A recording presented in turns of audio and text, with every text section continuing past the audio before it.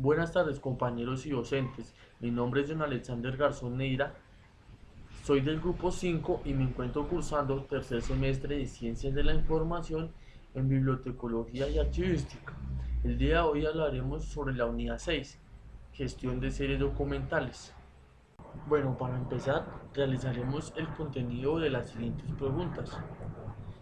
Primero, ¿qué es una serie documental? Segundo, ¿qué es un cuadro de clasificación documental y qué pasos o aspectos se deben tener en cuenta para la elaboración del cuadro de clasificación documental? Tercero, ¿qué es una tabla de retención documental? Cuarto, ¿qué se debe tener en cuenta para organizar las series documentales de historias clínicas? ¿Qué se debe tener en cuenta para organizar la serie documental de historias laborales? Sexto, ¿qué es una historia clínica ocupacional? ¿Qué características tiene?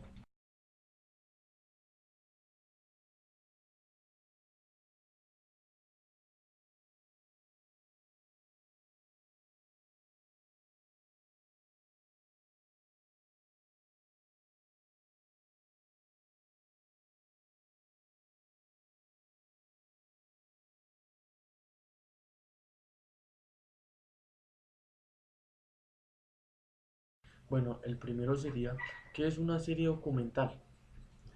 Bueno, es el conjunto de unidades documentales que son parte de las secciones o subsecciones de un fondo. Estos documentos son producidos o recibidos en una oficina o en una unidad, los cuales son archivados, conservados, utilizados, valorados, transferidos o son eliminados de la unidad. A continuación daré 5 ejemplos de series con su respectiva sucesión. Bueno, la serie sería contratos y su sucesión sería contratos de compra-venta, contratos de suministros, contratos de asociación o contratos de obra. El segundo sería informes y su sucesión sería informes de junta, informes contables, informe de ventas o informes de auditoría. El tercero serían las historias, que las sucesiones serían las historias laborales. El cuarto son las resoluciones, que su sucesión serían las resoluciones de gerencia o las resoluciones de junta de socios. Y por último serían los manuales y su sucesión serían los manuales de funciones que se manejan en la entidad y los procesos o procedimientos que deben manejar los trabajadores de la entidad.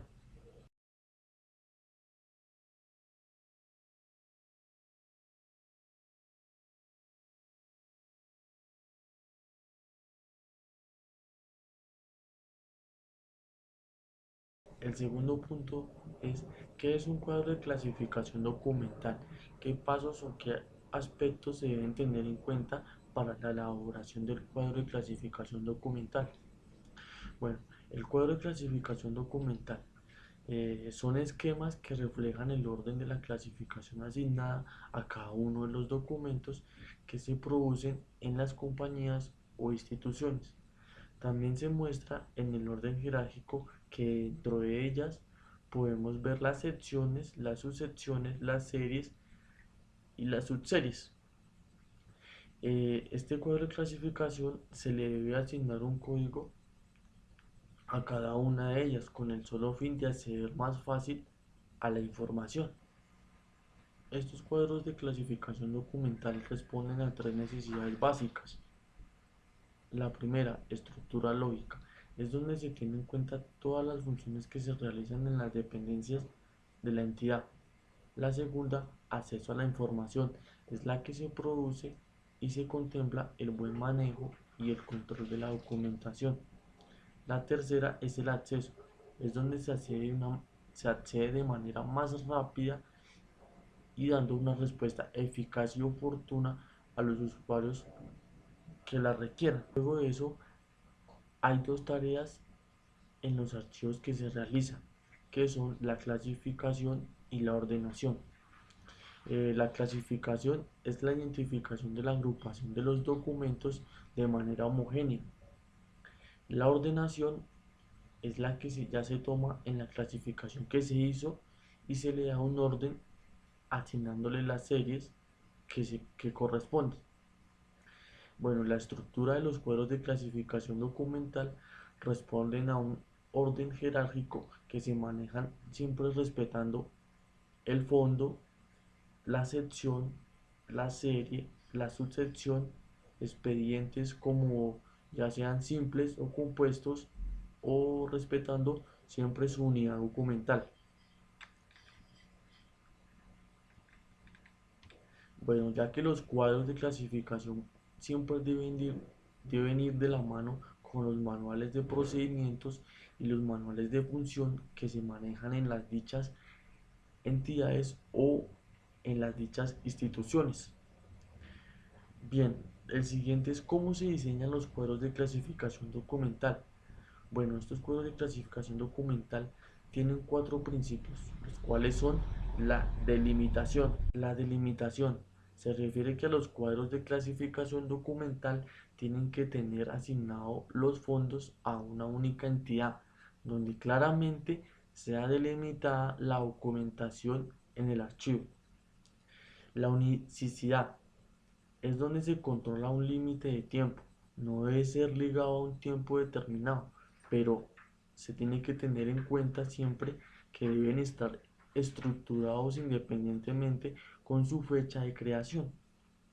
La siguiente es la estabilidad. Es donde deben estar estructurados de acuerdo a las futuras funciones que se realizan dentro de la entidad, donde se reflejen una flexibilidad de cambios que produzcan a la entidad mejorar.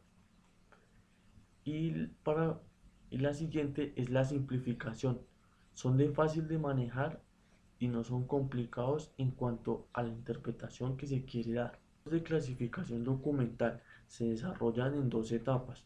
La primera está representada en la identificación, la jerarquización, la codificación de los documentos que se producen dentro de una entidad o de una institución.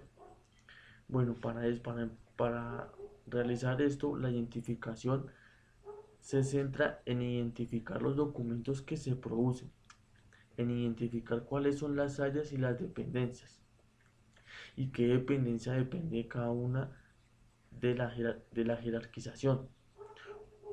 La gerencia general, qué dependencia depende de ellas, como la gerencia administrativa, la gerencia financiera, y a estas se les da un código a cada una. Por ejemplo, la gerencia general 1, gerencia administrativa 1.1, gerencia financiera 1.1.1 y tesorería 1.1, 1.1, 1.1, porque la tesorería depende de la gerencia financiera y la financiera de la administrativa y de la administrativa depende de la gerencia general. Así debe ser con todas las dependencias que integran la entidad o la institución. Las codificaciones y la jerarquización tienen que ver mucho con el manual de procedimientos y el manual de funciones, que tienen que ir ligados, todos unidos en uno solo. La segunda etapa empieza con la validación, donde se valida toda la información que se recopila de acuerdo al comité de archivo que fue creado para esas funciones, formando así este grupo donde ellos tienen que validar los cuadros de clasificación, donde tienen que mirar que los documentos no se contradigan con los manuales de funciones y los procedimientos de la compañía o la entidad, para que toda la información sea unificada en una sola. Luego se hace una formalización de los cuadros de clasificación documental, donde se dice que así van a quedar diseñados para poder empezar a trabajar. La siguiente es la formalización. En ella se encuentran todos reunidos para formar dichos cuadros de clasificación y darles un orden supervisión y asesoría. Es donde se encuentran los errores que se encuentran produciendo o si hay que corregir algo. O también se debe asesorar las cosas que se deben estipular y qué cosas se deben mejorar para encaminar al cuadro de clasificación para que sea creado excelentemente. Al finalizar esto, seguiría la capacitación. Con la capacitación se quiere formar que los empleados conozcan la función del cuadro de clasificación documental, que se integren a informarse un poco sobre la compañía y que conozcan más a fondo lo que se ha creado con los documentos y que sepan de dónde vienen los documentos de las dependencias en donde ellos mismos trabajan. Base a eso, queremos mostrar las normas que se tienen.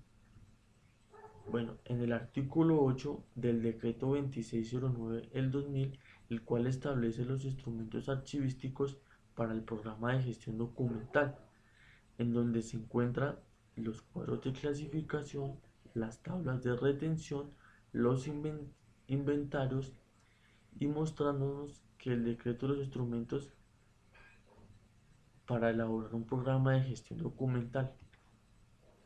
Otro acuerdo es el número 4, el artículo 4 del 2013, el cual establece que las tablas de retención documental y las tablas de valoración documental tienen que ir ligadas o unidas de acuerdo al cuadro de clasificación documental.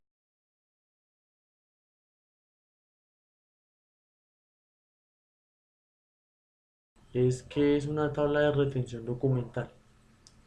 Bueno, las tablas de retención documental son un listado de series que contienen sus correspondientes tipos documentales, a las cuales se les debe asignar un tiempo establecido para su permanencia. En estas, dependiendo las etapas del ciclo vital de los documentos, como lo son el archivo de gestión, el archivo central y el archivo histórico. Es ahí donde se desprenden todo para realizar las tablas de retención documental. Bueno, la finalidad de las tablas de retención documental son facilitar el manejo de la información, facilitar el control y acceso de toda la documentación teniendo en cuenta los tiempos de retención que son estipulados, garantizar la selección y conservación de los documentos que tienen carácter permanente, eh, determinar el tiempo de permanencia en el archivo de gestión, el archivo central y, y la disposición final, que sería el archivo histórico. También regular las transferencias documentales en las diferentes fases del archivo.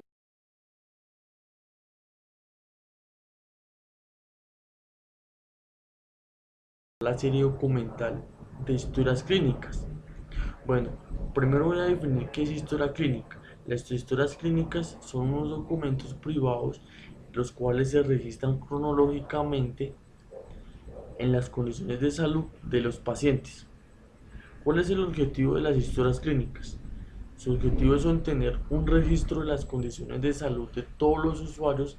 A través de esto se realizan unos listados para solicitar un procedimiento, al cual se le llama almacenamiento de las historias clínicas, las cuales constan de un archivo central. Es ahí donde se reposan las historias clínicas de los usuarios activos y de los que no han utilizado los servicios durante 5 o 6 años siguientes a su última atención.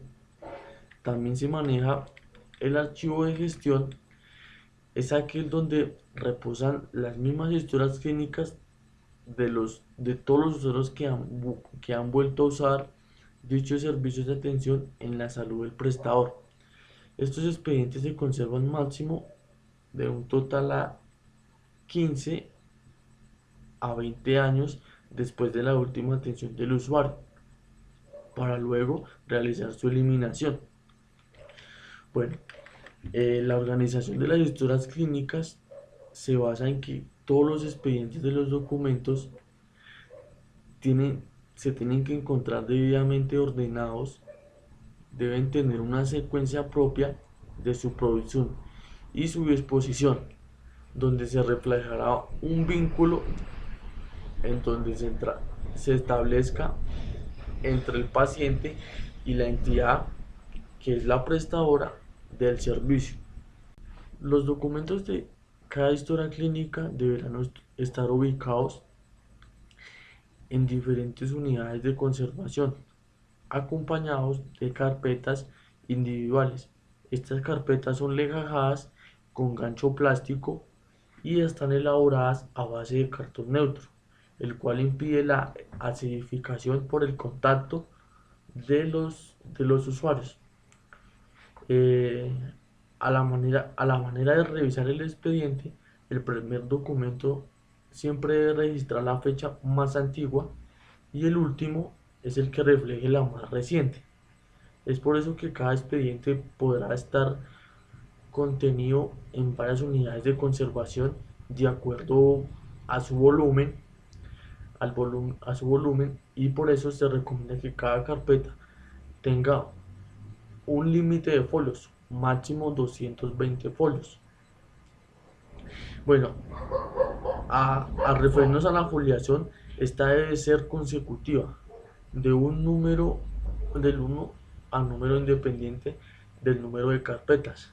Por ejemplo, la carpeta 1 iría con la foliación de 1 a 200, la carpeta 2 iría con el folio de 201 a 400 y la carpeta 3 iría de 401 a 600 folios y así sucesivamente en la foliación. Bueno, dichos documentos deberán ser registrados en el formato de inventario de carpetas para así evitar las pérdidas o un ingreso indebido de los documentos. Las oficinas responsables del manejo de las historias clínicas elaborarán un inventario único documental de todos los expedientes que están bajo su custodia. Los espacios destinados del archivo de las historias clínicas deben ser de acceso restringido y con las medidas de seguridad necesarias y las condiciones medioambientales que garanticen la integridad y la conservación física de los documentos.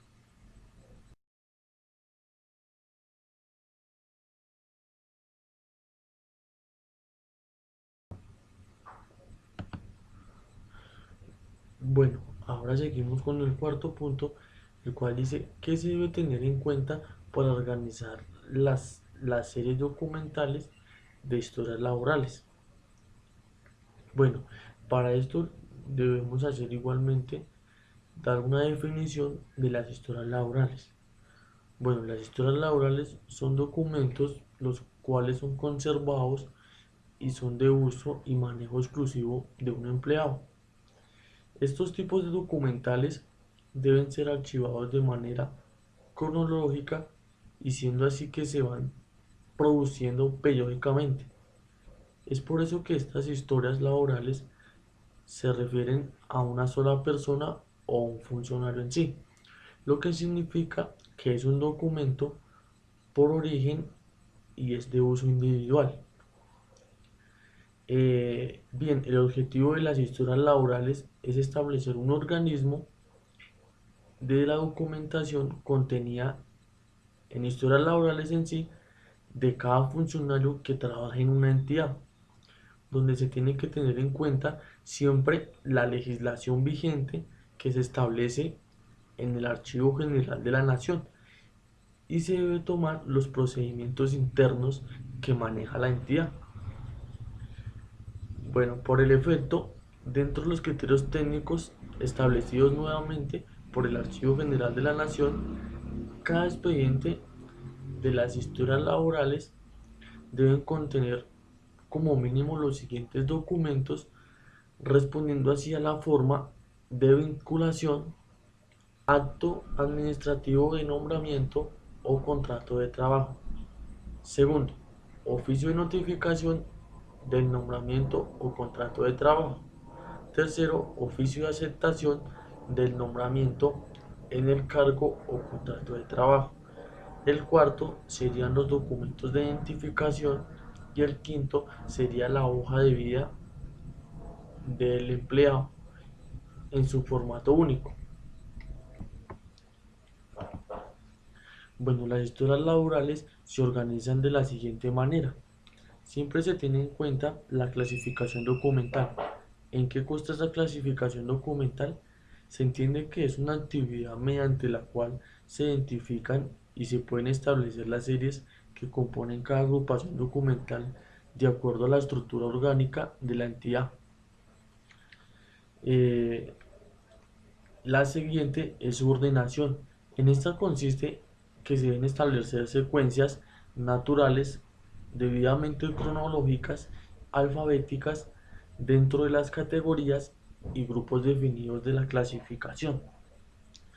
En este caso, en la serie documental, o mejor dicho, las historias laborales, se deben ordenar con el sistema de ordenación cronológico. Es decir, primero, el primer documento que se produce llevará la fecha más antigua y el último documento en el que concluimos será la fecha más reciente. Se debe tener también en cuenta su trámite o su principio de orden original. Es importante también tener en cuenta que los memorandos y los oficios son documentos que resultan siendo anexos y soportes del documento principal, por el cual de ninguna manera se puede separar, ya que hacen parte integral de este mismo y hacen parte. Para la ordenación cronológica se tiene en cuenta las fechas, los anexos y los soportes. La siguiente sería la preparación física. Bueno, los documentos de la historia laboral deben quedar libres de material abrasivo, debe quedar, no debe tener ganchos de cosedora ni clics y además nada de elementos metálicos, con el fin de evitar el deterioro físico y biológico de la documentación.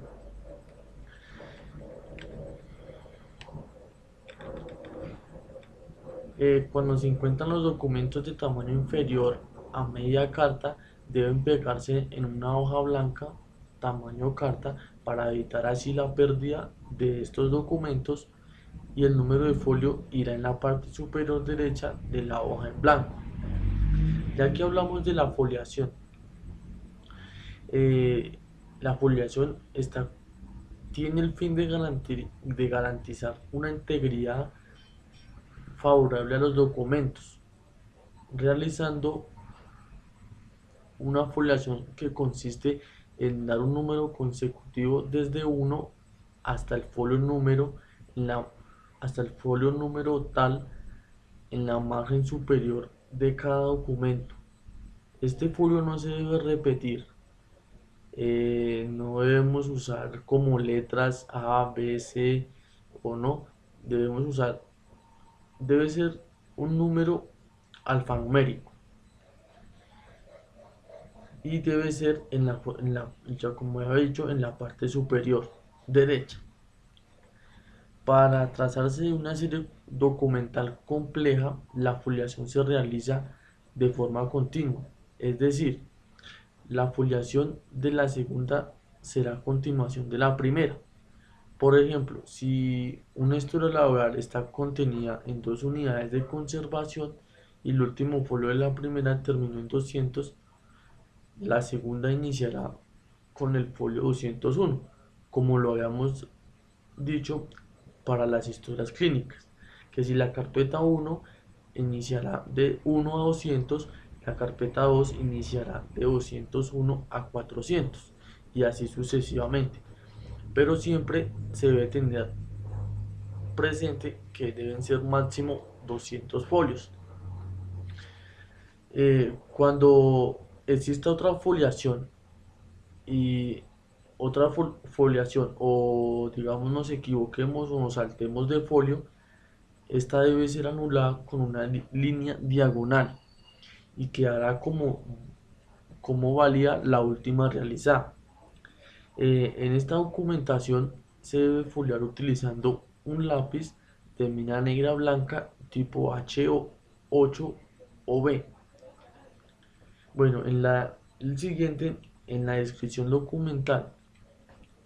Para la descripción documental de las historias laborales se debe seguir unos procedimientos establecidos en los numerales, el cual será identificar las carpetas o expedientes, consultar el inventario único documental, verificar el índice de carpeta y verificar el manual del sistema de gestión de correspondencia de archivos oficiales. Eh, las, las cajas de estas historias laborales deben ser organizadas siempre de izquierda a derecha. Ya para finalizar, también hablaremos sobre la depuración documental. Bueno, en esta se tiene la ordenación cronológica, como ya la habíamos tenido. Luego de eso tenemos que separar las historias laborales, los documentos de apoyo o trabajo, o la duplicidad de documentos que no estén firmados, que, que no tengan en cuenta el vínculo entre la entidad y el funcionario, o todos aquellos que no se encuentren en la tabla de retención documental. Luego de eso pasaremos a su eliminación de los dichos documentos. Se realiza por medio de un picado con el fin de preservar el medio ambiente y así seguir las normas expedidas por el Ministerio de Ambiente y también expedidas por el Archivo General de la Nación. No se realizará un acta de eliminación documental, ni se llevará un comité institucional del desarrollo administrativo, sino solo realizaremos la dicha eliminación.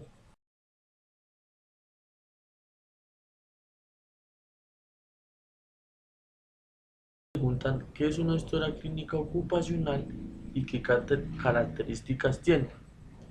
Bueno, las historias clínicas ocupacionales son documentos privados y confidenciales.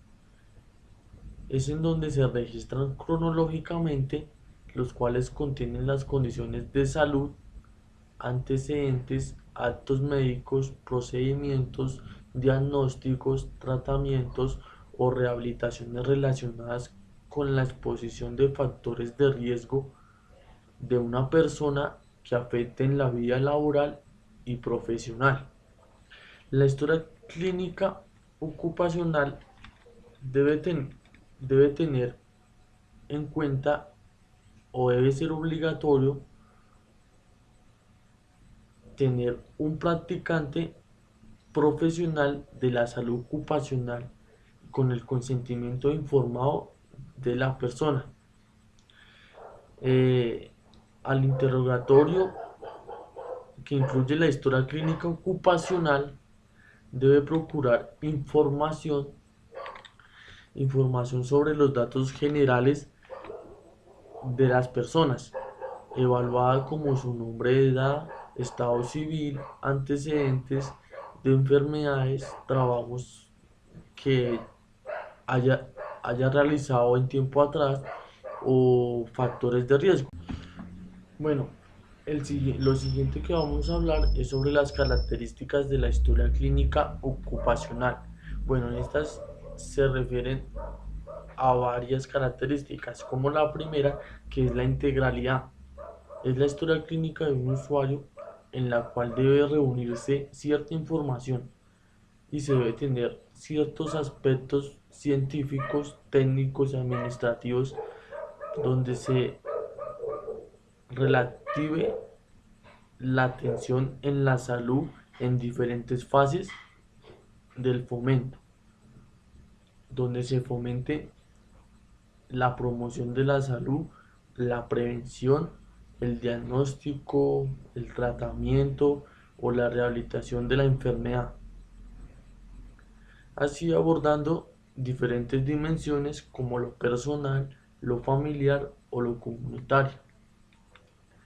El siguiente es la secuencialidad, la cual los registros de la prestación de los servicios en salud deben consignarse de una manera cronológica en que ocurrió la atención, como por ejemplo desde el punto de vista del archivístico, la historia clínica es un expediente que se usa de manera, perdón, que se organiza de manera cronológica y debe acumular documentos relativos que presten sus servicios de salud, brindando buena asesoría a los usuarios.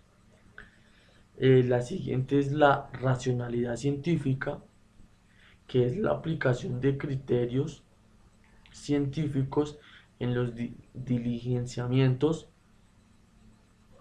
y de las acciones de salud brindadas a un usuario. La disponibilidad.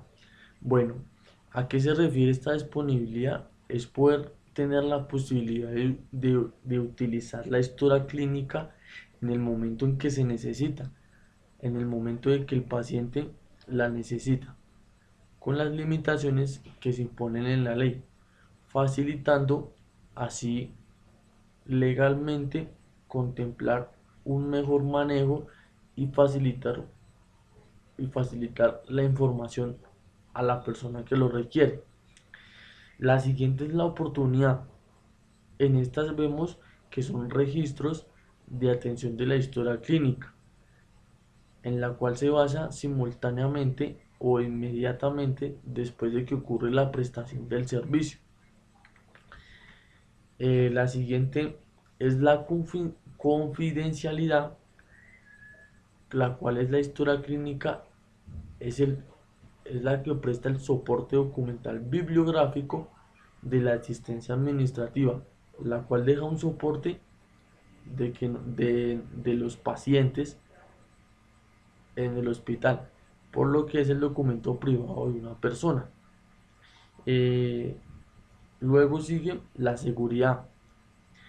En toda historia clínica se debe contar con la identificación de los pacientes, así como de los profesionales que intervienen a lo largo del proceso asistencial de los pacientes.